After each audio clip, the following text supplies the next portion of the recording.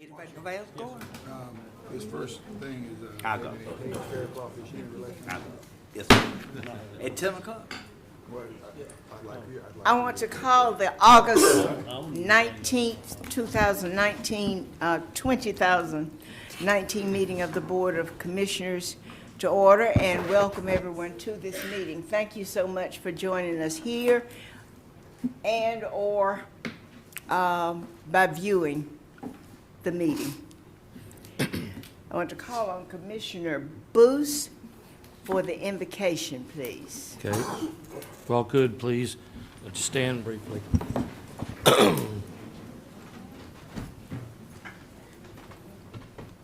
If you would just pause for a moment of silence for the families and the victims of all this senseless violence that's going on currently in our country. If you would, just please bow your heads.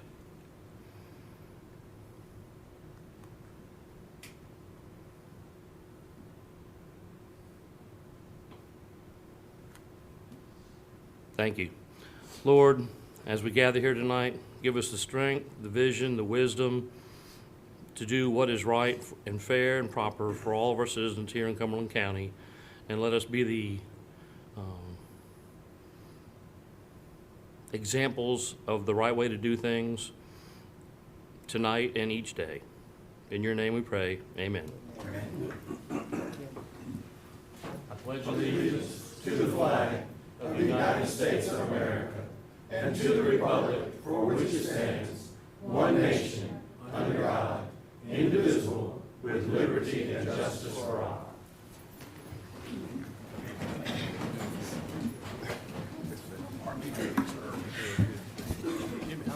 Okay. Do you know? I need to see if there are people signed up I first. believe we have one speaker, Madam Okay. Chair. Thank you. Okay, so the public comment period is an opportunity for the Board of Commissioners to hear from the citizens of Cumberland County. Each speaker will have a maximum of 3 minutes to make remarks until the 15-minute limit is attained. No time may be yielded to another speaker. We ask that each speaker give their name and address when they approach the lectern. Thank you. Thank you. Are Our there speaker this evening is Chief District Court Judge Robert Steele. Good evening, Judge Steele. Good evening to all. Good evening. Let me start by sharing with you our numbers for the last couple months. And again, it's a privilege to be with all of you here today. A little over 61,000 this past month, 56,000 in June since I missed you then. Coming through the doors, 21,000, 15,000 hearings. I wanted to share with you something that was an interesting trend. We all know crime is up, summertime, jail numbers are up. They really do face some control issues. Last 60 days, our jail lowest number was 617. That was June 21st. Today, it was the highest at 796. That's a swing of 179 cases.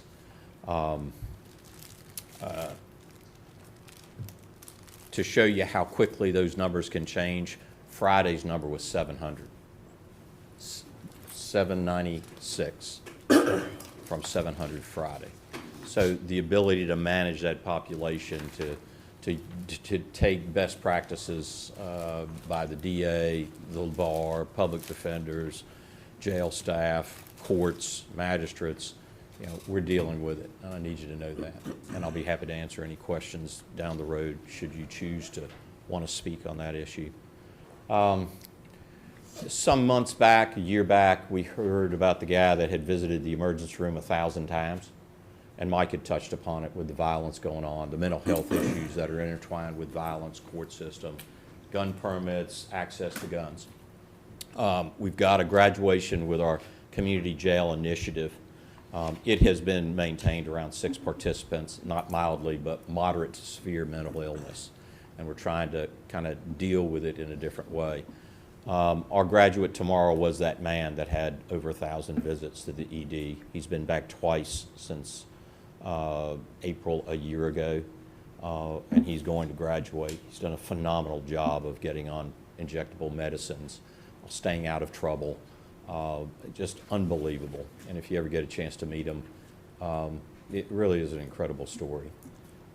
We've got our expungement clinic, as most know, 4A this Saturday at 10 a.m. If you haven't been, you've got a number of folks that are invested in it. There are several volunteers, but again, for the community, just another thing in the works.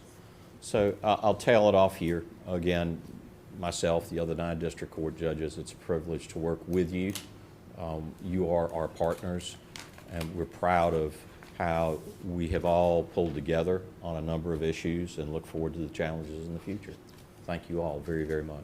Very quickly, Thank where you, is Chip. that, where and when is that Courtroom graduation? 4A, Saturday. No, 10 the one you're talking about the gentleman. I apologize, Mike. That's right. It's the detention center courtroom. And when? It'll be 8 a.m. tomorrow morning. Okay. We Thank hold you. that at 8 a.m., so I will start, each of those sessions 8 a.m., so it minimizes interference with regular court schedules. So with that, of course, you're all welcome. We're very proud of the young man, as you can tell. But anyway, thank you all. Appreciate it. Thank you, sir. Thank you. Ms. Cannon, are there changes to the agenda? Yes, ma'am. We are going to have a closed session. It will be an attorney-client session under 143-318-11A3.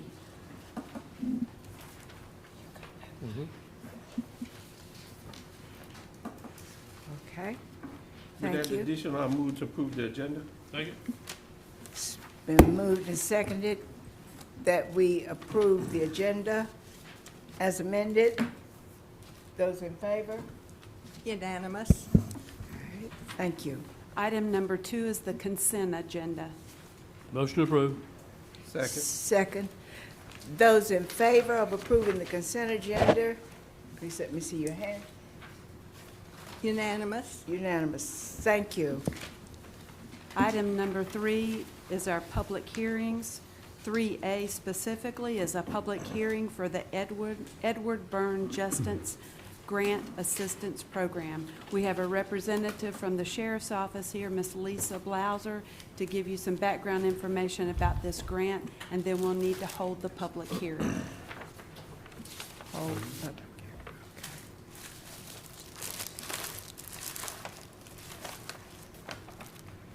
Good evening. I'm Good Lisa evening. Klauser, the budget manager, business manager for the Sheriff's Office, and on behalf of Sheriff Wright, I am here regarding the fiscal year 19 Edward Byrne Memorial Justice Assistance Grant. The Sheriff's Office is eligible once again to apply for the grant funding under the fiscal year 19 Edward Byrne Memorial Justice Assistance Grant Program through the United States Department of Justice Bureau of Justice Assistance. This is an entitlement grant awarded to local law enforcement agencies to support local crime reduction efforts and to improve public safety. The Sheriff's Office and the City of Fayetteville Police Department jointly received this grant. The allocation for fiscal year 19 is a total of $140,829, with $14,128 designated for the Sheriff's Office and $126,701 designated to the Fayetteville Police Department. The allocations are determined by the U.S. Department of Justice and are based on population and crime statistics. One of the requirements of the grant is that a public hearing be held on the use of these funds. The Sheriff's Office will utilize the grant funds for subscription costs for SBI and FBI databases and for air card technology costs. The Fayetteville Police Department intends to utilize the funds for equipment and supply purchases as well as training efforts. A memorandum of understanding between the Sheriff's Office and the Fayetteville Police Department has been provided. As a public hearing is required, we request that the public hearing be conducted, and we request the approval of the memorandum of understanding, completion of the certification by the Chief Executive of the applicant government form, and authorization for the county manager to sign the application submittal, which is due by Friday, August 23rd.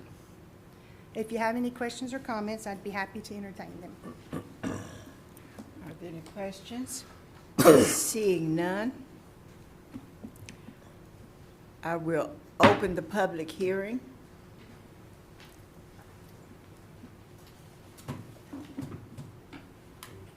Shucks, I touched something wrong. Somebody got it. Chair, counsel. Are there any There are no speakers. There are no speakers, thank you. I close the public hearing. I need a motion. Motion, move for approval. Approve the memorandum of understanding, okay. Thank you. Second. Those in favor? Unanimous. Thank you. Madam Chair, our next public hearings are uncontested rezoning cases, the first being case P 1931. Mr. Strickland. Yes, ma'am. Thank you, Ms. Manager. Thank you, Ms. Council and Board. The first case we have for you tonight is case P 1931. This is the rezoning of 4.83 acres from A1 agricultural to R40A residential, or to a more restrictive zoning district located at 9114 and 9120 Durant Nixon Road. And this was submitted by Paige Faircloth and Lionel Bass, who are the owners, and Tyler Bass. The action taken at the June 18th, 2019 Planning Board meeting was to unanimously recommend approval of the rezoning from A1 agricultural to R40A residential. If you have any questions, or if you would like for me to open up the PowerPoint, I'll be glad to do so. All right. Are there?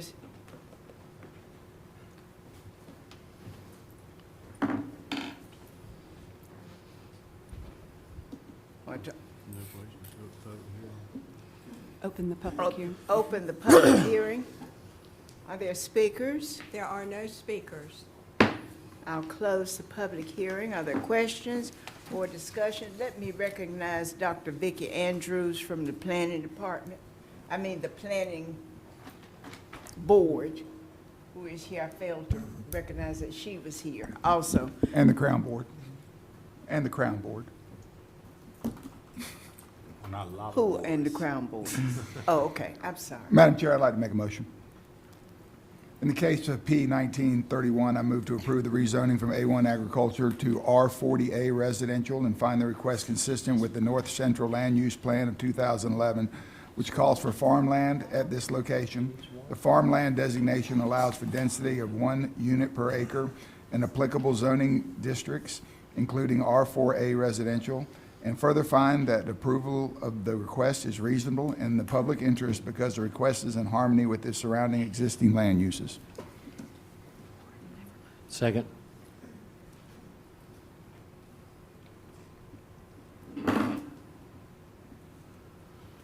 All right, you've heard the motion. Are there questions? Motion second. If not, those in favor? Unanimous. Thank you. Item 3C is case P 1932.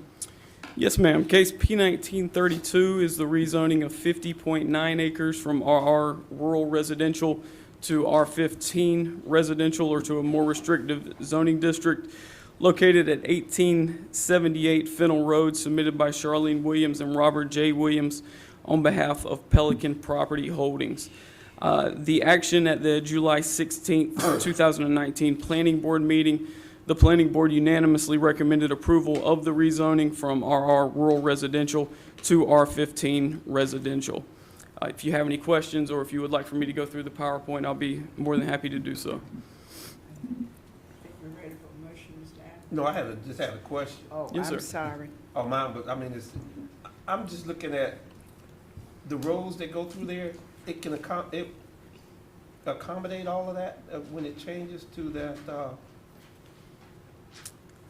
I see Fennel Road comes down, and then you got Cypress Lake Road coming across there. But it's just. Yes, sir. The current traffic count on Fennel Road is 1,300 vehicles. It is a 2-lane facility, but yeah, it should be able to accommodate that traffic. That's something that we can work with the. Because I see the other Local. two R15s right beside. If Sure. at some point those 2-lane roads are just going to be. It's just, to be able to get out there to do all of that. It just seems to be. And I guess y'all took that into consideration. We do, and that's something we can continue to coordinate with DOT and with the local MPO also, Commissioner Adams. Thank you, Madam Chair. Okay, thank you.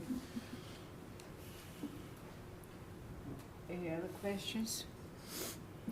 If not, I'll open the public hearing. Are there speakers? There are no speakers. There are no speakers. Ms. Adams, I didn't turn your light off, or did you Oh, turn yeah. it back on? No, I didn't turn it back on. Is there a motion? In case P 19-32, I move to approve the rezoning from our rural residential to R15 residential and find that the request is consistent with the adopted South Central Land Use Plan in 2015, which calls for low-density residential at this location. R15 residential allows for the desired 2.2 to 6 units an acre density within the low-density residential designation, and further find that the approval of the request is reasonable and in the public interest because the district requested is in harmony with surrounding zoning and existing land uses, and public water and sewer will be provided to the development. Second. All right, are there questions? Not, it's been moved, you've heard the motion and the second. Those in favor? Unanimous. Thank you. Item 3D is case P 1933. Yes, ma'am, and I believe we do have some speakers here for this case tonight. So this is case P 1933, rezoning of 2.31 acres from C1P Planned Local Business District and R6A Residential to CP Planned Commercial or to a more restrictive zoning district located at 1316 and 1334 Shaw Road, submitted by Mary Lee Cockrell and Norman Michael Cockrell. Again, at the Planning Board meeting on July 16, 2019, it was unanimously recommended for approval for the rezoning from C1P Planned Local Business District and R6A Residential to CP Planned Commercial. At that meeting, we did not have anyone show up to speak in favor or opposition of the case, but I believe we have some here tonight. So if you'd like for me to go ahead and go through the slides, I'll do that. All right. Okay. Right ahead.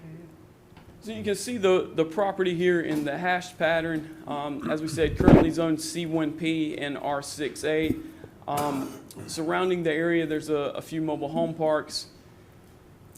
And on the property already, there is a vacant commercial building, a house, 2 single-wide manufactured homes, and an auto repair shop.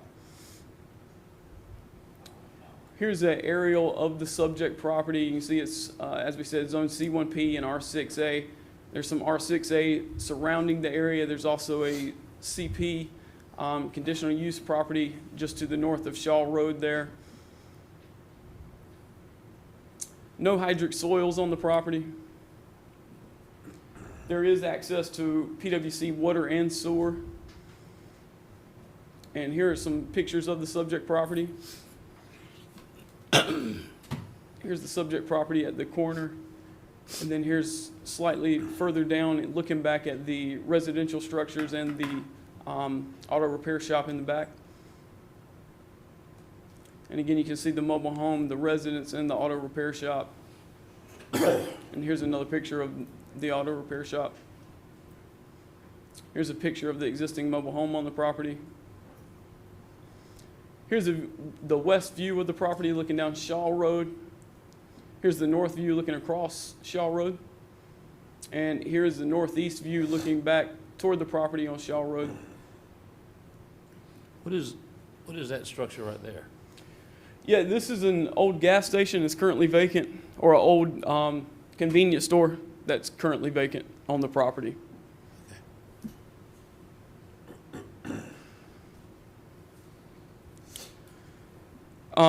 Once again, it does have PWC water and sewer on the property.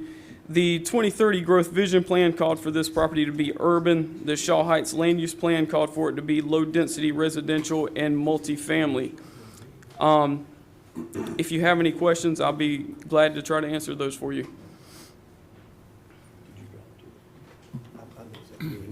Mr. Keith? Thank you. Joe, right Yes, sir. now, this is right outside the city, Yes, sir. and it looks like it's the only real piece of commercial in there aside from that small area up there. If I remember this right, going to the right is where it connects into Murkison Road and up to the right, is that correct? That would be correct. Yeah, and then to the left is Bragg Boulevard. That's correct. The long-term plan for this area, we're not trying to dissuade commercial development on this road, is that correct? That's correct. Okay, thank you. Joe, can I, I'm sorry, madam. Mr. Adams? It's my understanding, and I may be wrong, isn't DOT gonna curve that road around so that Yes, sir. actually some of those houses where the R6 are may not even be there, and if coming around, because as it comes up the hill, it's gonna curve past the PWC, which is kind of behind this property, and come back and link into Shaw Mill Road? That's Is right. that kind of, Yeah, we don't have final designs on that yet, Commissioner Adams, but that is the concept at this point. And it is, right-of-way acquisition on that project is scheduled for 2022. okay. But yes, sir, you're correct, and that could play a role in some changes within the area. Okay. Thank you. Excuse me, the R6 up in the top right-hand corner, is that what Commissioner Adams was talking about that may be impacted by the rerouting of the road? I think you were actually talking south of there. I'm talking about way further down, because it's Yeah. gonna curve on back around. Right. Yeah, down that way, way down, all those subject properties down there by Hibiscus and all of that, or somewhere Right. down in there, according to how they curve that road around. Right. DOT is gonna curve it around there somewhere, past the PWC, because PWC has some land all up in there. Yeah. Okay.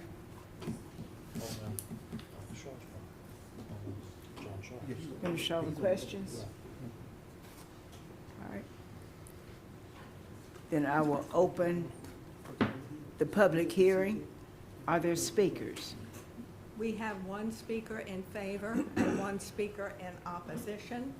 Our speaker in favor is Mr. Michael Cockrell.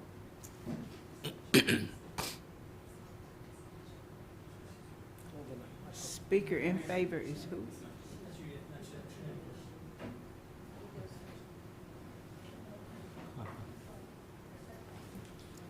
How you doing, Commissioners?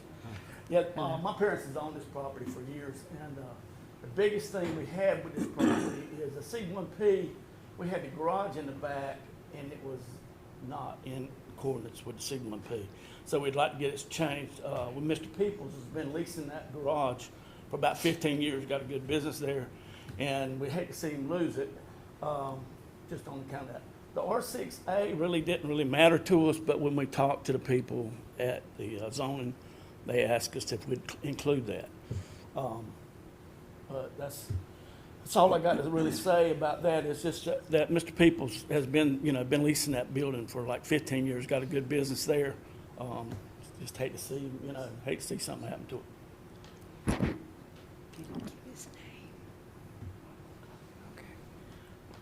Any questions? Any questions? Anyone? All right. Thank you, sir. Our speaker in opposition is Ms. Johanna Townsend.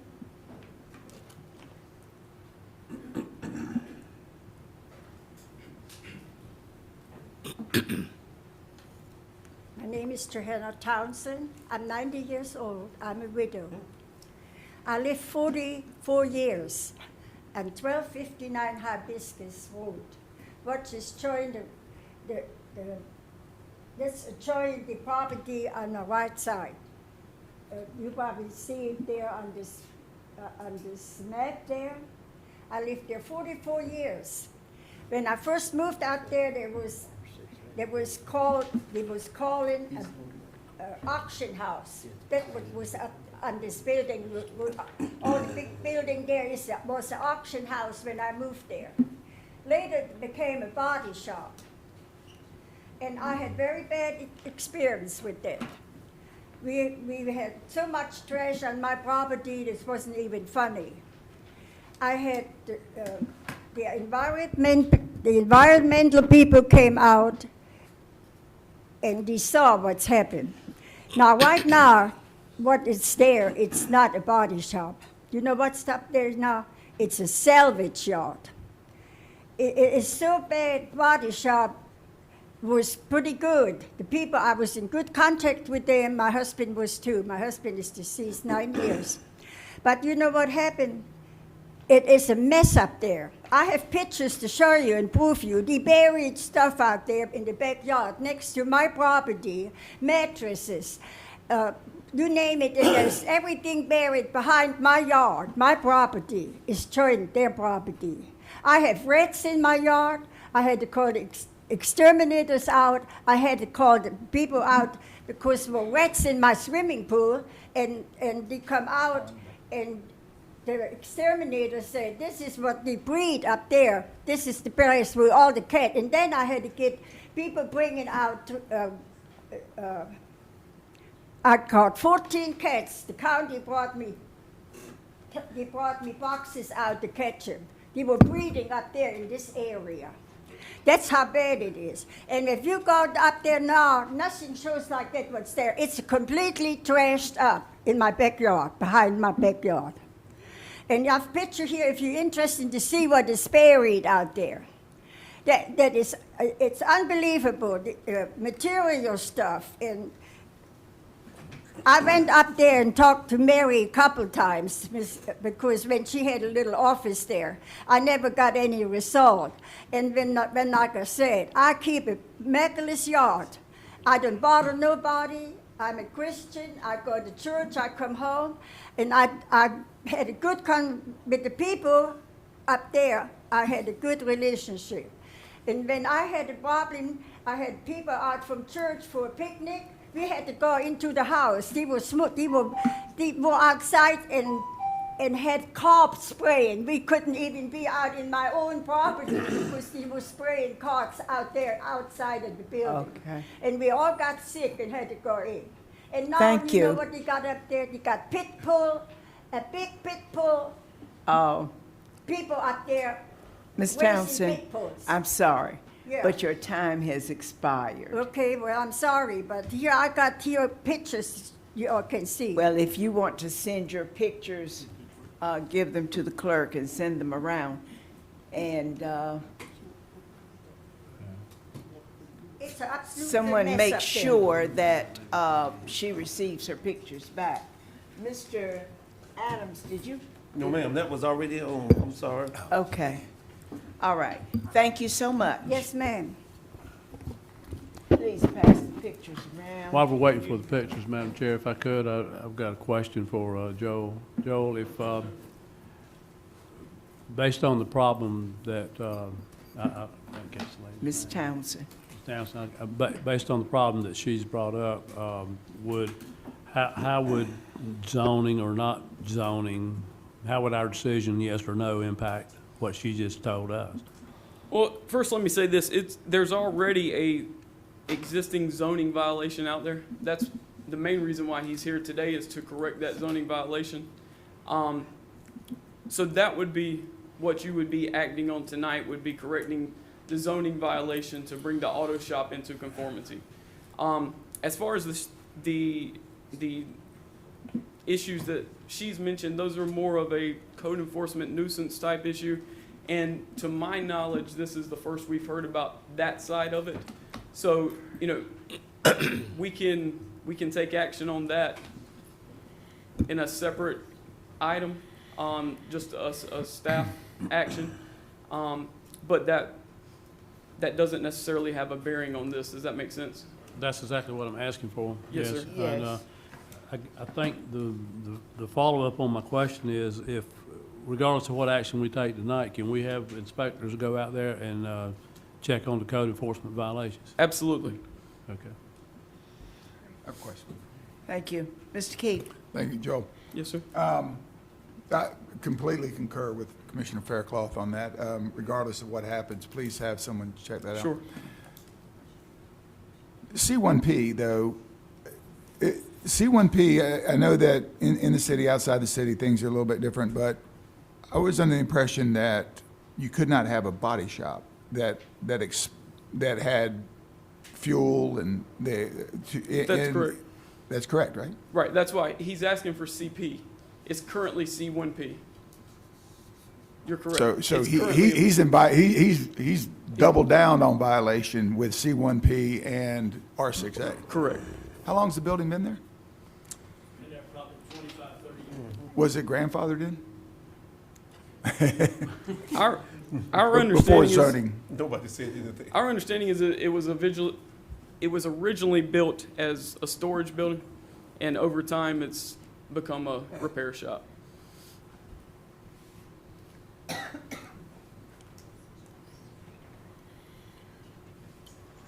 right, Mr. Keefe, thank you. Any other comments from commissioners or questions?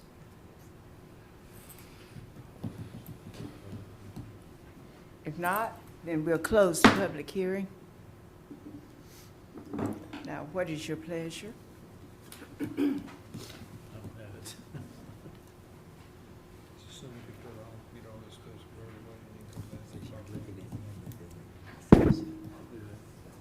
Are we ready? All right. I'll make it. In the case of P1933, I move to approve the rezoning from C1P Plan Local Business District to an R6 Alpha Residential to CP Plan Commercial and Fine. The approval is in an amendment to the adopted current Shaw Heights Land Use Plan of 2008 map, and that the Board of Commissioners should require any additional request or application for amendment to said map for this request. The following change in conditions was considered in amending the zoning ordinance, by the zoning map, to meet the development needs of the community. The subject property meets many of the location criteria for heavy commercial as defined in the Land Use Policies Plan 2009. And this rezoning approval is reasonable and in the public interest because the subject property has access to public utilities, is of sufficient size to provide buffering to the surrounding properties as well as a vehicular movement, and could provide needed neighborhood services to the surrounding residential properties. I'll second that motion. There are no questions? Are there questions, additional questions? If not, those in favor? That is unanimous. Madam Chair, we'll now move to our Thank you. contested rezoning cases. The first one being case P1929. Yes, ma'am. Case P1929 is the rezoning of 1.6 acres from RR Rural Residential to CP Planned Commercial, or to a more restrictive zoning district located at 5894 US Highway 301 South, submitted by James G. Chandler. We'll go through the slides here. You can see the subject property in the hash pattern. You see the surrounding land use of the property, or the surrounding land use at the property. Circle M Farms is just to the northeast of or northwest of the subject property. Kane's Truck Service is to the north. There's a cemetery to the northeast, an auto repair shop just north of it. Central Freight Line Trucking is across the street, and there's a church further down, and then you can see the residential land use in the yellow patterns. Here's the aerial of the subject property. You can see there's some RR south of the property. There is a little bit of CP and C3 in the vicinity of the property. Again, some RR to the north of the property. And there is a little bit of industrial up there at the very north up there at the MP. No hydric soils on the property. Here's some pictures of the property. So here's the subject property and the residence at the front of the property. Here is the storage unit or business in the back of the property. You can see another picture of that here. Some more pictures of the subject property. Here's the north view looking up US 301. Here's the east view looking across US 301. And here's the south view looking down US 301. There is no water or sewer availability at the property. The 2030 Growth Vision Plan called for this to be urban fringe, and the Southwest Cumberland Land Use Plan called for this to be suburban residential. At the June 18th, 2019 Planning Board meeting, the Planning Board did recommend denial of the rezoning from RR Rural Residential to CP Planned Commercial. And if you have any questions, I'll be glad to try to answer those for you. Thank you. Oops. Mr. Booth? Yes, I see that Dr. Andrews and Chair Morris were in favor of the petition. How many were there that voted against it? Was it like 19 to 2? Oh, no, there's not that many members on the board. It doesn't say that who voted for it, it just says who voted against it, and it was denied.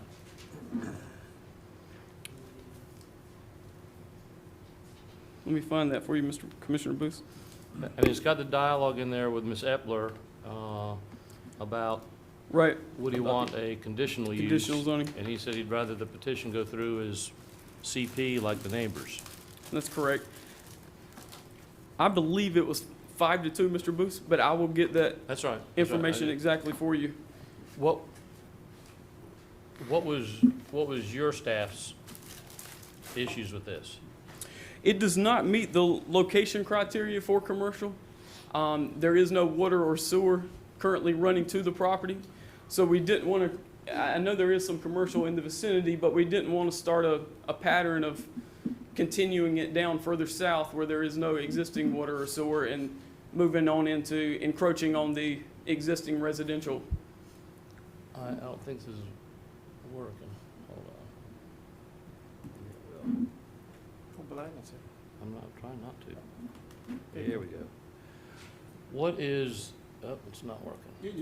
You just got it on You the got it on the window. What is that one? Yeah, all right, what is that one right there at the corner where it says CP, subject property, in between there? What's that big chunk right there? Just north of the property? Yes. That's CP, yes, sir. That's the auto repair shop. Okay. While he's catching his breath, And what's the- does it have water and sewer to it? It does not. It does not either, okay. Sorry, Mike. That's right. No, I saw my next. And so it's coming down, is it Mencher? What's that road? Yes, sir, that's right. Mincer. Okay, and so it's CP, take a right-hand turn, and it's contiguous on two sides, the back and the side, with CP already. Correct. And let me mention too, Commissioner Booth, one of the other reasons why it was not approved was that if it would become approved, the existing residential structure would then become non-conforming also. Because there's a residence on the property now that's being lived in, so that would also become non-conforming. And then if something happened to the structure, it couldn't be rebuilt after that point. Okay, so it looks like what it is a house that had like a double garage with a side office or something to it. Is that That's fair. in the next photo? There you go. So it looks like a two-bay garage and a little office or additional storage to the left. Did you do an on-site inspection yourself? Not myself, You no, did? sir. Okay. No. How long has the auto shop next door been in existence? I do not know the answer to that. Do we have that information? We don't have that Do information. you know how long it's been CP?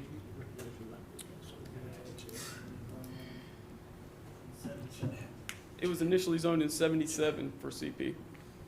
Okay. What about the one in his backyard that's CP? Sa-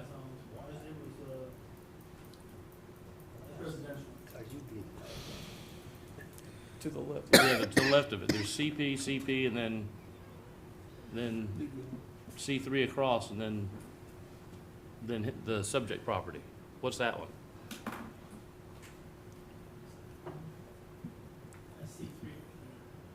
No, the one, yeah, to the left of the white one. 4. Yeah, Yeah, the white one. That was done at the same time. It was all initially zoned back in the 70s. So it's CP also. Okay, and isn't that I-95 right there? That's a road right there, isn't it? That is I-95, yes, sir. And so the only piece of property between there is, one is commercial, and the other are some mobile homes, That's smaller correct. houses? Yes, sir. This is on the outskirts of Hope Mills, Yes, sir. and is that one to the left of 4? Is that where that statuary place is, or is that farther up and then to the left? Yeah, it's further north. It's closer to to where The 59 overpass. comes in. Yes, sir, that's Okay, correct. all right. Okay, thank you. Yes, sir. I have a question. Mr. Fairclough? Go back to the slide showing that garage back there with all the trucks around. Right there. Is that a commercial business being run there? I Or believe what that is is a sign shop. A sign which- shop? There is no home occupation permit currently for a sign shop there, and it's a residential property. Is that a non-conforming use? It would be. Is So- that what sparked the petition? Y'all contacting him about? No, he came to Okay. us. Okay. Is that correct? Yeah. So if he hadn't come, y'all would have never known about this, or at least until somebody complained? Somebody reported it. Yes, sir. Did any of the contiguous neighbors complain about it, or do they show up at any of the, We did not have anyone show up at planning board. Is anybody here tonight? is there anyone here tonight, Madam Clerk? Not in opposition, no, sir. So if we, excuse me. Madam No, Chair. no, go ahead. If we leave it like it is, it's non-conforming. If we change it, it's non-conforming. The house will be non-conforming. And the house is currently being, do you know if the current resident intends to maintain the residence there? I believe so. Yes, sir.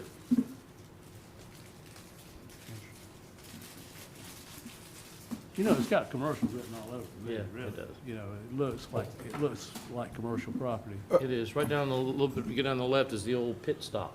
Yeah, Yeah, where they used to have a thriving business on speedometer calibrations. Ms. Keith? Glenn knows about that.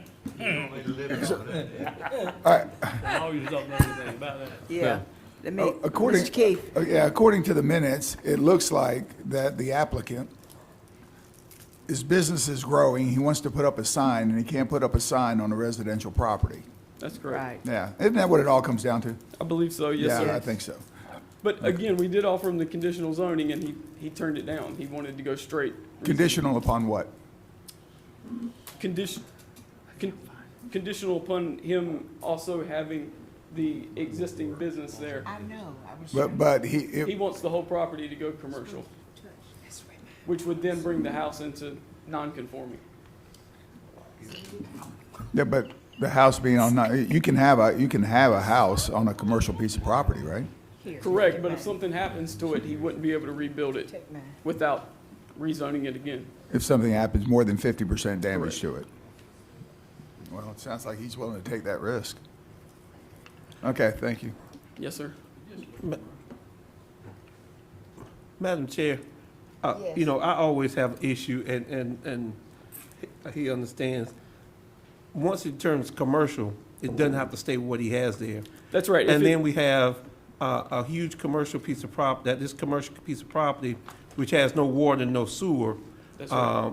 to be able to whatever the people end up being able to put there, because it's not just limited to what he's got there now. Once it becomes commercial, it's That's right. whatever meets that commercial criteria You're without exactly that right. water and sewer. And that's why the planning board recommended the conditional use, and that way he could keep what was there. That's right. But if you straight rezone it to CP, it could be anything that's allowed within CP. So if he really wanted to keep what he had, you know, the alternative was to take what was offered, Conditional, and you yeah. could, the conditional, you could keep on going, which, now, I'm not trying to put stuff in people's mind, but if that was your intent, which is to just make sure that I'm now legitimate, I'll take the conditional, because I can continue to do what I want to. I can put the sign up, Correct. but I want that. I want commercial, because once I go commercial, I can sell this for whatever I want to, because now it's a commercial piece of property without any water and sewer or whatever, which then encroaches upon as we go down those residential areas. Okay, thank you. Yes, sir. I just want to make sure I understood. Okay. Mr. Fairclough? Could we ask that this be sent back to the planning board, and the planning board and the owner work out, revisit, conditional use one more time? Because if we leave it like it is, we've got a problem. If we change it how he wants it, we've got a problem. If we compromise on conditional use, he can leave it like it is, put his sign up, and in the future, as commercial development continues to encroach that way, he can come back and ask for full commercial. And in that case, maybe they'll have water and sewer or some plan or some other conditions might prevail. But I don't see going against the planning board, but I think a compromise can be worked out here that everything can be left like If it that's is. a motion, I'd second it. Okay, the motion is to send this back to the planning board with the intent to try to work out a compromise, and the compromise, Let me add, he is here too, Mr. Fairclough, Okay, if you want well, to. sure. If you want All to right, let there's him a speak. motion and second, didn't I see? Yes. In a public I hearing? say. We gotta have a public Yeah, hearing. we have it. We gotta have a Oh. public hearing before you motion. Okay, sorry. Now I call the public hearing. Are there speakers for the public hearing? We have one speaker We've got a in motion favor, and a second. Mr. James Chandler. Is that the owner? guys. Are you the owner, sir? I'm James Chandler, and I live at 5894 US Highway 301 South in Hope Mills, right there. And That's your house? that is my house. And I have been making signs there for over 15 years now. And I appreciate being offered the conditional zoning, but this is an awesome piece of property right here, and I would like to be able to do more with it. I'd like to rent U-Hauls or sell storage trailers. I've been there a long time. I've never had any problems, no complaints. As a matter of fact, I have 3 signed statements here from, I don't have one of those little things right there, but the people right there, go straight across the road, right there, and go over right there. I have signed statements where they have no problem, no opposition, they have that, no objection to the property being zoned commercial. If you would like to see that, I'd just like to offer that. Sure. All right. Give it to the clerk, please. And that's the reason that I didn't want the conditional zoning, is because I want to do a little, I mean, this is an awesome piece of property here. In 2016, let me see if I read this, 9,700 cars went in front of my property. And now it's got to be more now, and with the new 295 coming in, and all of the work that's being done on Hope Mills Road, it's just going to be a very, very busy piece of property. It's not residential. And you understand that if we change it, if the house burns, whatever. Yes, ma'am, I understand that completely.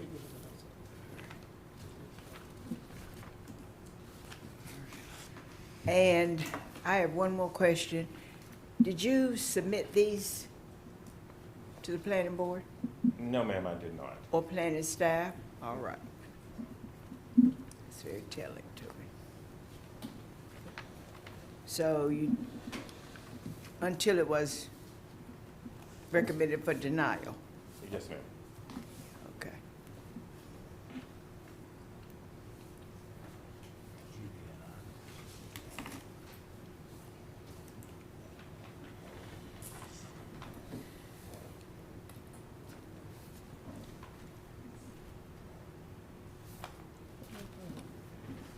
Yeah, What type of utilities do you have on it now? Well and septic tank? I'm sorry. Do you have a well and septic tank on Well the and property septic now? tank, yes.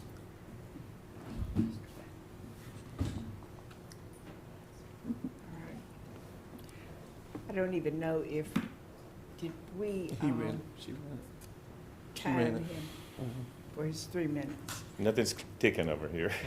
Okay. Or it's ran out one, I don't know. it ran out, I think, but we're having questions. All right, thank you. Are there other speakers? There are no further speakers. Oh, my goodness. All right. Then I'm going to close the public hearing.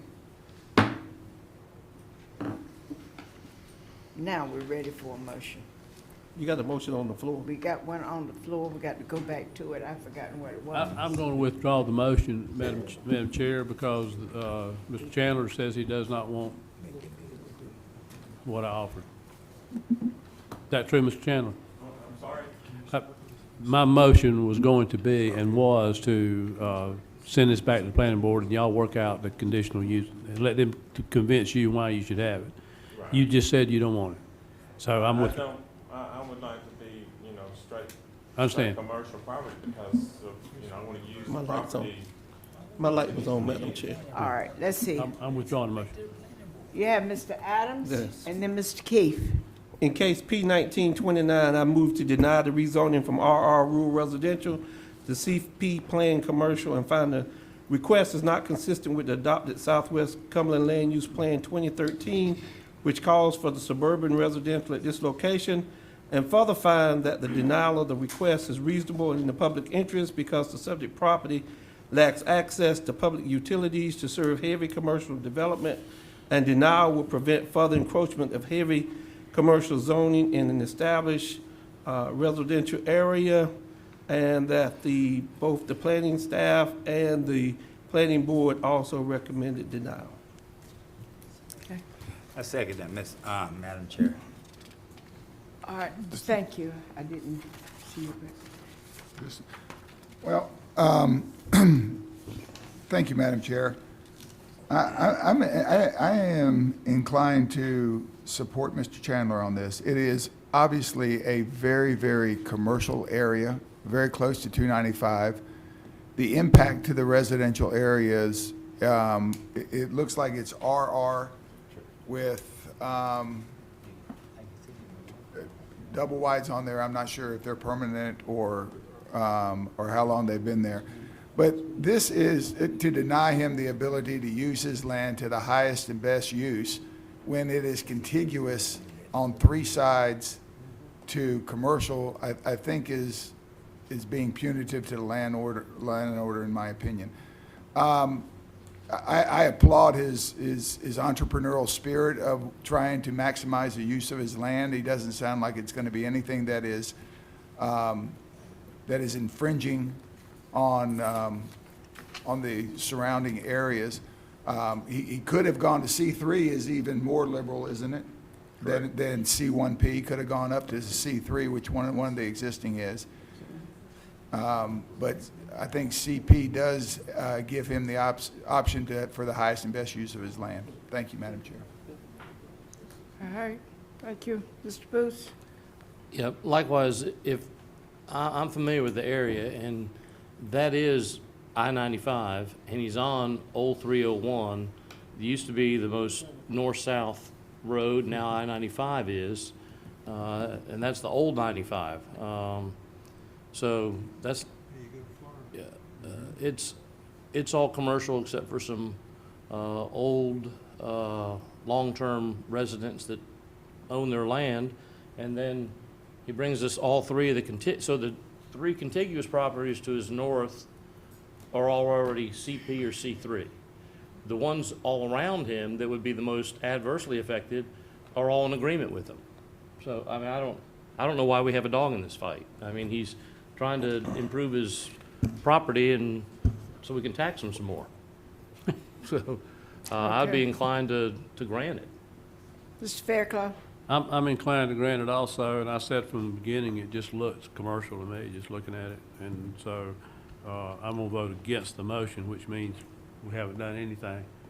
So we'll have to come back and make a motion. If we defeat this motion, we'll have to come back and make a motion to grant it, I assume. So, anyway. What now? Mr. Evans? Thank you, Madam Chair. I think the planning board has sent us a recommendation of denial. And it's just strange that how some instances we go by the board wishes first thing I hear someone say is that the board recommended this. Now, when the board make a recommendation, we deny anything that they have heard or that they may know of that we have not heard. We might have it in writing, but we have not heard it. So it just amazes me sometimes how we operate. I would like to know if Mr. Evans is impugning nefarious purposes to his fellow board members. Excuse me? Are you accusing us of something that, No, I'm not making no accusations. I'm just stating facts. no, you're making insinuations. That's not a fact. No, sir, it is a fact. It's a fact. If you go through the records, you will see where 9 times out of 10, we go along with the advice of the board that we have handling that I situation. say that's purely coincidental. It's good. It's a case Well, by I'm case. sure you would. Every case is a case by case. All right. But I'm sure you would It's a say case by case, coincidental. sir. All right, I'm going to call the meeting to order. That's your vice chair. Excuse me.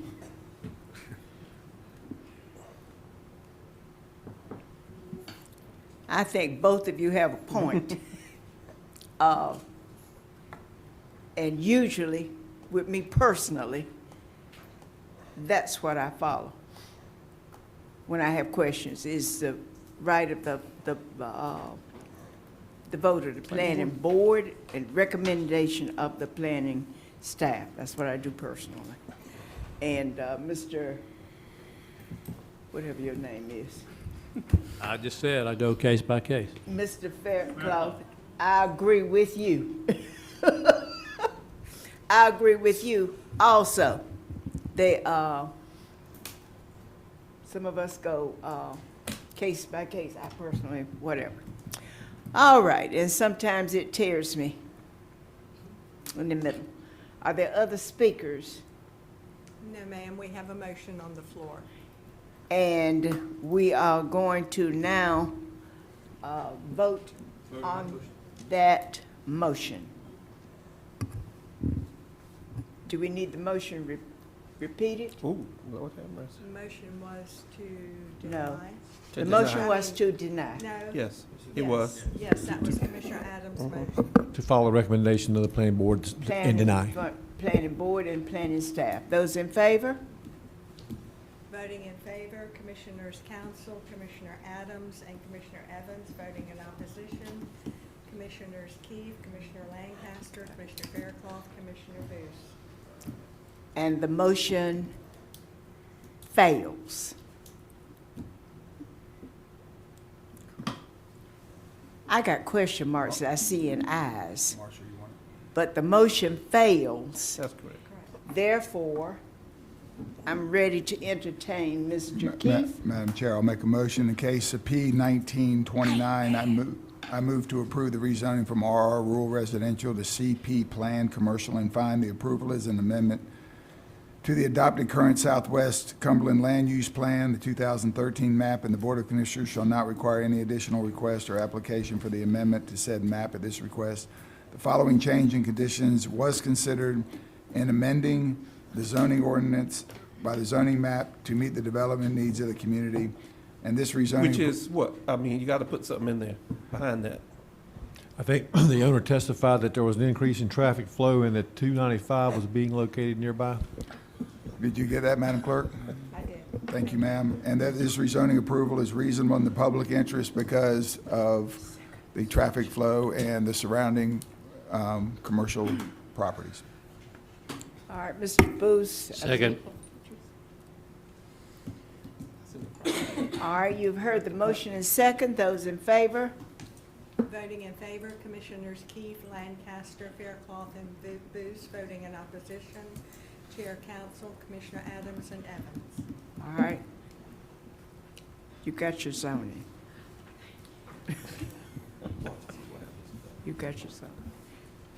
And I guess I'm going to call myself out of order. I'm sorry. I didn't recognize, let me interrupt you. Sure. Library trustee Betsy Smalls. Would you please wave your hand? Where are you? Okay, thank you. I think from now on, we'll call on the representatives to stand at the beginning of the meeting, because I missed both of you. All right. Mr. Strickland, are we ready? Yes, ma'am. The final case I have for you tonight is case P-1930.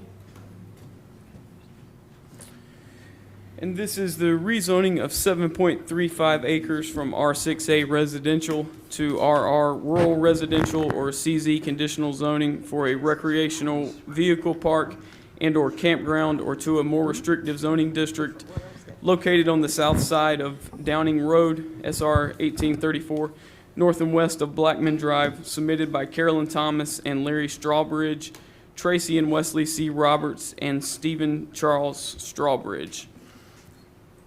We'll go through the slides here. You can see the subject property in the hatched pattern. It's currently a mobile home park. In the vicinity across the street, you see the New South River Baptist Association. To the northeast corner, you see UniFirst Uniform Service. To the east, you see the USPS Truck Repair Shop. Just below that, you see the Maxwell Portable Container Storage. You also see the WHI Sand and Gravel. There's a church to the south and an auto repair shop to the southwest, and you can see there's also some residential mixed into the area with some mobile homes on those. You can see the subject property here on the aerial outlined in blue. You can see the surrounding zoning. There's some R6A to the west of the property. CP across the street where the Baptist Association is located. There's also some CP to the northeast, some MP to the far east and to the south, and then you also have the residential over to the west of the property. And you can also see where the city of Fayetteville lines are. There are some hydric soils on the property. The property does have water and sewer access through PWC. You can see the site plan here, which calls for 133 lots on the property. And here are some pictures of the subject property. You can see the mobile home park here as it sits now. Some pictures of the mobile homes on the park.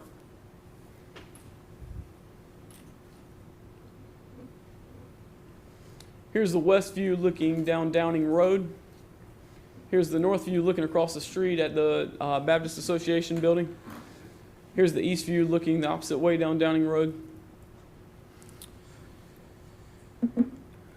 Once again, the current use is a manufactured home park. We did do a site visit on this, and it appears that there are only 4 mobile homes left on the park. It has been cleared out. It appears maybe one of those may be occupied at the time. The planning board at their July 16th, 2019 meeting, let me say this, I'm sorry. The comprehensive 2030 plan called for urban fringe at this location, and the Vander land use plan called for mixed use. And the planning board at their July 16th, 2019 meeting recommended approval of the rezoning from R6A residential to RR rural residential CZ conditional zoning. If you have any questions, I'll be more than happy to answer those for you. Is that one of those donut holes we hear about the city of Fayetteville?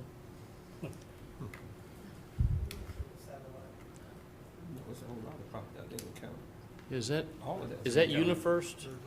It is. That's UniFirst that surrounds that, right there? Is that UniFirst there? UniFirst, yeah, that's a UniFirst there with a number 2 on it. Okay.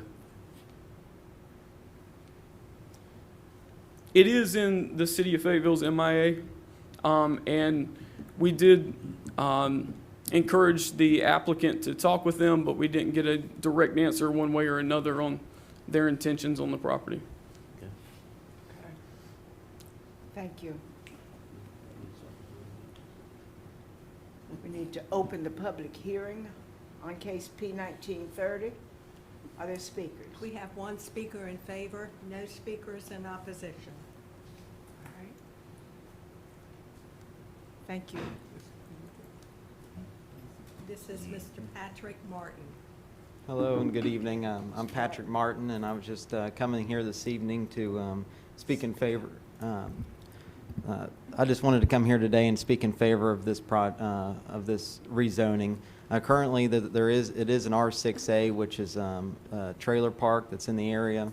We're asking to be changed to an RR, rural residential, with the conditional rezoning of an RV park. Currently, a lot of those houses that are on there have been abandoned and they are dilapidated. There is a lot of trash on the property, and so by cleaning this property up, making it look better for the county, I just think it'd be a great addition to Fayetteville, and I'm available for any questions. I know that they pretty much explained the project and showed it, so thank you. Thank you. Yes, ma'am. Mr. Booth? Yeah, sir, I'm sorry, just, you don't have to answer this if you don't want to, but do you have a forecast on what you're going to do after you clean it up? To put the RV park there. Okay. That's the conditional zoning that we're asking for. Great, thank you. Thank you. I'm not sure if there's any other questions. Thank you. So you know what? You want to ask him a question? Joe, Madam Chair. Yep. Joe, this was recommended approval, Yes, sir. and is it only coming before us because they're asking for conditional zoning? Because by and large, the staff recommended approval and the board recommended approval. It's contested because we had a planning board member take it off the contested agenda at the planning board meeting. So whenever that happens, it moves to contested on your item as well, which it ended up getting approved unanimously. But we had a planning board member that wanted to pull it off the uncontested agenda for the planning board. Has that been the practice? Yes, sir.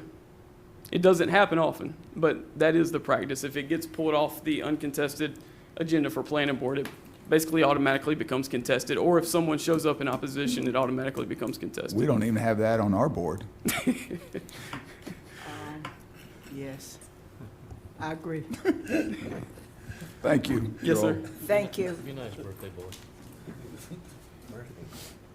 All right, I'll close the public hearing, seeing there are no more speakers. And I'll call for, if there are no more questions, I'll call for a motion on this item.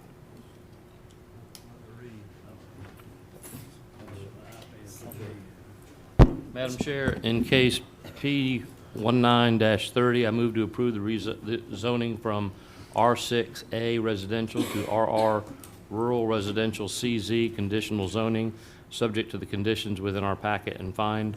A, the approval is an amendment to the adopted current Vander Land Use Plan 2017 map, and that the Board of Commissioners should not require any additional request or application for amendment to said map for this request. B, the following change in conditions was considered in amending the zoning ordinances, the zoning map to meet the development needs of the community. The subject property meets the location criteria for suburban density residential as defined in the Land Use Policies Plan 2009. C, and this rezoning approval is reasonable and in the public interest because while the underlying zoning district is not consistent with the plan, the requested use is in harmony with the surrounding existing land uses and would be compatible with future mixed-use development on adjacent properties. Public utilities are also available to the site. Second. Any questions? Seeing none, those in favor of the motion? That is unanimous. Thank you. Thank you. Madam Chair, we'll move to our items of business. We'll begin with item 4A, which is consideration of request to rename the Sheriff's Office Training Center to the Earl Moose Butler Law Enforcement Training Center. I'll ask our Assistant Manager, Tracy Jackson, to present this item. Good evening, Madam Chair and Commissioners. This item came before you June 13th, 2019 agenda session, and we were directed as staff to bring it back to you once all the policy requirements for the renaming had been satisfied. That has occurred, and Sheriff Wright has submitted this request for the name change of the Sheriff's Office Training Center to the Earl Moose Butler Law Enforcement Training Center. So we bring that to you for your consideration. All right, are there questions? Well, I see Mr. Lancaster was first, and then we'll go to Mr. Keith. Mr. Lancaster? Well, I'm glad to see this. I remember when we talked about this, and at this point in time, I'd like to make a motion. All right. And that would be my motion to consideration of request to rename the Sheriff's Office Training Center to Earl Moose Butler Law Enforcement Training Center. I second it, Madam Chair. All right, you've heard the motion and the second. Mr. Keith? Thank you, Madam Chair. Sheriff Butler is a fine public servant, he really is, and, you know, this is probably something that is very it surely represents the hard work and dedication he had to Cumberland County. But what is the policy? What's I mean, the what? we don't have a policy, do we, on naming a building? Yes, sir. Yes, we do. The board has a policy. You have to have a written biography that's submitted, a petition. This has to be advertised twice in 60 days in a public notice.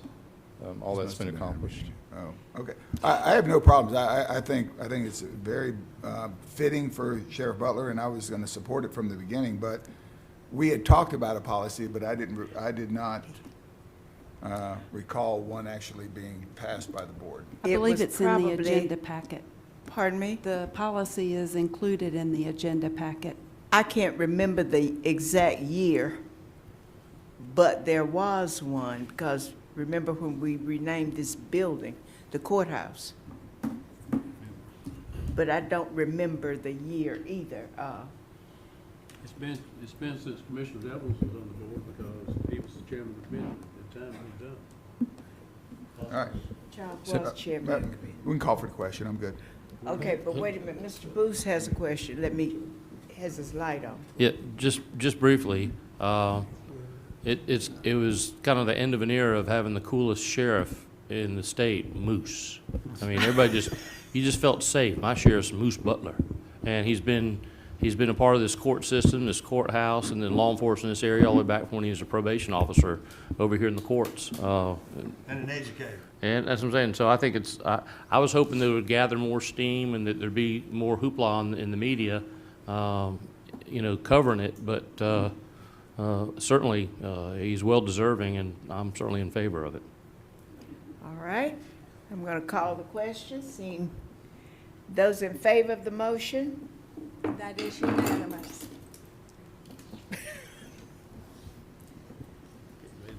I'm sorry. Thank you. It was unanimous. Lord have mercy.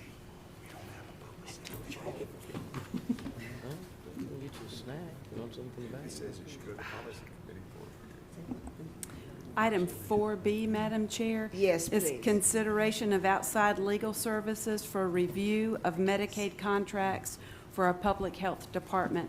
And I'm going to present this item for Mr. Holder in the Public Health Department, as he's out of town this evening. As you know, North Carolina Medicaid program is transitioning from a fee-for-services environment to a managed care program. 5 entities were awarded prepaid health plan contracts by the North Carolina Department of Health and Human Services. The Health Department provides services and currently receives Medicaid reimbursement for the services they provide. Their intent is to continue to provide services in this managed care environment. They've received contract templates from the 5 PHPs. The contracts are very complex and contain concepts and terms that are new to the health department and our county legal department. It's our recommendation that we hire outside counsel to perform a legal review of the PHP contracts. The county attorney, the interim public health director, and I believe that this is the best course of action. Public health departments across the state are engaging law firms that specialize in managed care contracts. Now, if I can find my, Madam, I'm going to move that we follow the recommendation and approve this. I'll second the motion. did you want me to read the whole motion? Where's, I can't get it. Recommend the Board of Commissioners approve the request by the Health Department to seek external legal counsel by engaging Smith, Anderson, Blunt, Dorset, Mitchell, and Jernigan LLP to review the PHP contracts. The terms of engagement were attached as Exhibit A. Provide details of the services proposed. Well, then I'll just second that motion. Those in favor? And that is unanimous. Thank you. You're Couldn't find it. Item 4C is consideration of resolution authorizing the filing of an application for approval of an installment financing contract authorized by the North Carolina General Statutes 160A-20, making certain findings required by the North Carolina General Statutes 159-151, and calling a public hearing on the proposed financing for September 3rd, 2019. Mrs. Evans. Good evening, Madam Chairman and Commissioners. Details about the proposed installment financing were provided in the meeting agenda memo and during the agenda session meeting on Thursday. And so I'm just going to recap with some highlights. So this is a request to move forward with a refinancing totaling approximately $33.7 million, which will combine two prior debt issuances. The two issuances include the 2009B Certificates of Participation and the 2017 Draw Program. The refinancing will create a projected $1.5 million in interest rate savings over the next 6 years, equal to an approximate $250,000 in interest rate savings per year.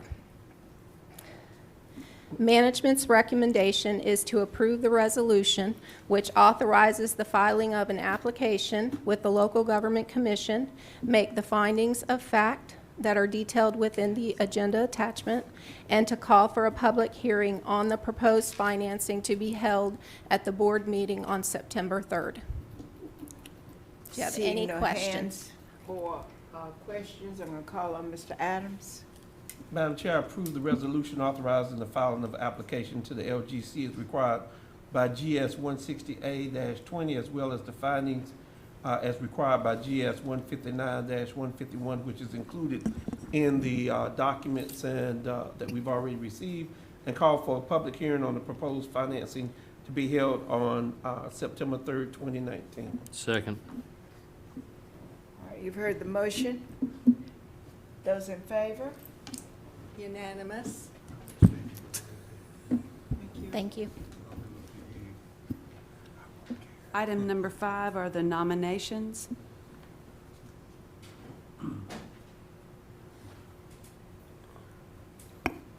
Do I see a light? I'll light one up. Mr. I Fairclough. would, for Board of Adjustment, I'd nominate Nathan Galbraith. Okay, thank you. Is there another one? If not, let's go to item B. Madam,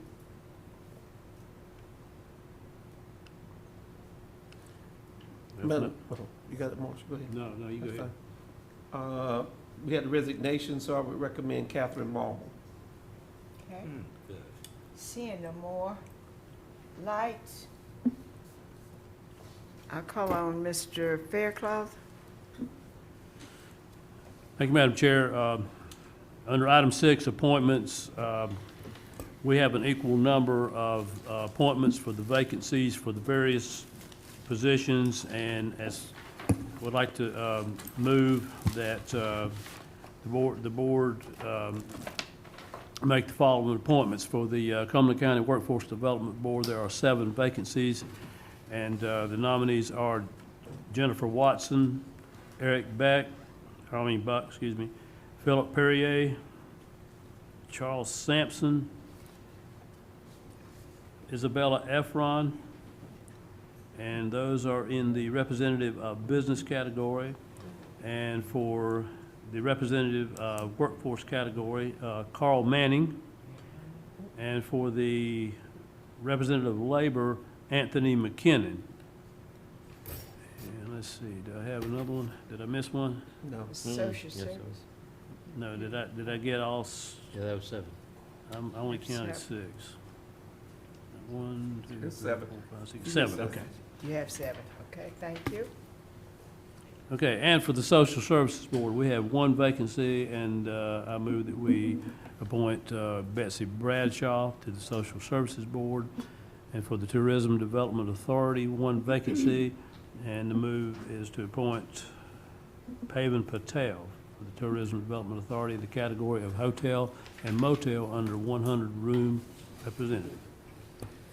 Okay. And I'm going to second that motion. Those in favor of the motion? Unanimous.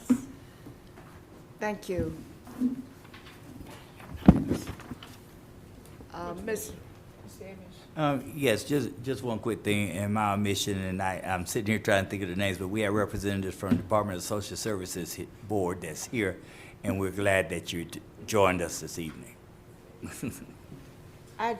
I'm sorry, and I talked to you outside in the lobby. I just completely flipped up. Stand up, honey.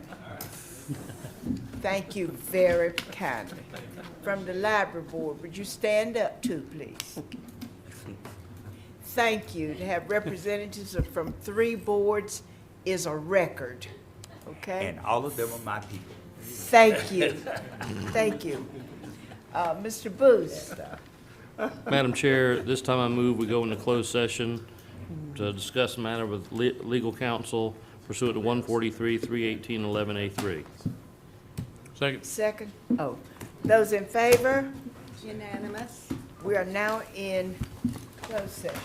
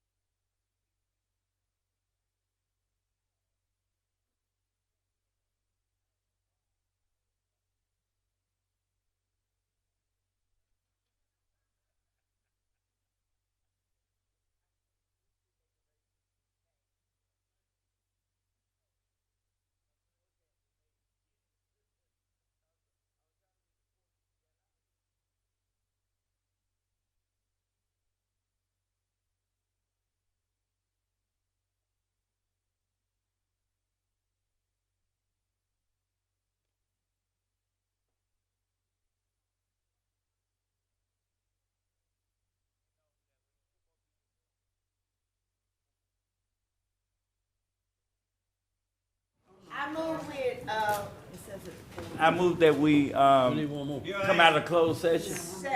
Okay. Um, Second motion. and I, all in favor. Unanimous. And I also move that we adjourn.